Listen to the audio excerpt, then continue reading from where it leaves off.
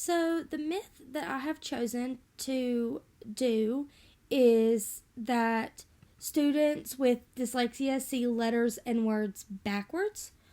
And so, when I'm to go into this, I would talk to the parent like I understand them and that I totally get why they would think that, because, obviously it's a myth for a reason. And so I would just start off by saying that and how it's not always dyslexia. So this is how I would go about doing it. So the parent would ask me about this myth. They would just say, so does that mean that they are seeing letters and words backwards? And I would just say, when you have a student who is flipping letters and words backwards, it's not always dyslexia. Reversal of letters and words is a normal developmental part of reading and is seen in many children from kindergarten to about second grade, so the lower grade levels, and this is because they are learning to read in these grades. Dyslexia is a normal learning, dyslexia is a learning disability that has trouble processing words and numbers. So when you see a child reversing words, this could be a sign of dyslexia, but it's not always.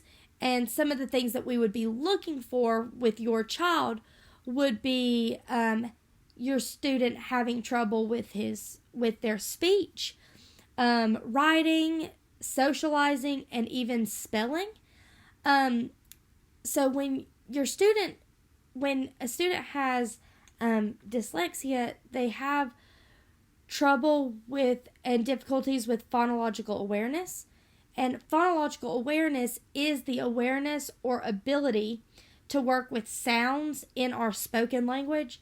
So when we look at phonological awareness and orthographic representations, we are looking for that student to have that letter and sound pairing glued together and stored correctly in their brains. And some students with dyslexia also might have trouble with numbers, and they also might have some trouble with comprehension. It is just not always the reversal of letters and words, even though that can be a sign of dyslexia.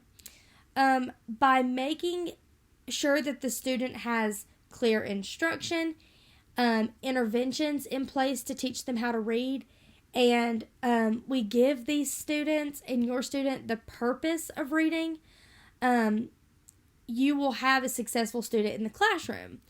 By giving them the purpose of reading and giving them these interventions, this will help them find the love that they need for reading. And so there are so many more things that we could do to help your student, but those are just a few that we can do for you and your student as well.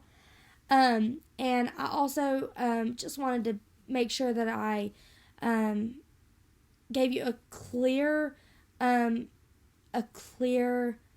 reason for this, and I would love if you had any questions to please just go ahead and ask them, and I will try to answer them to the best of my ability.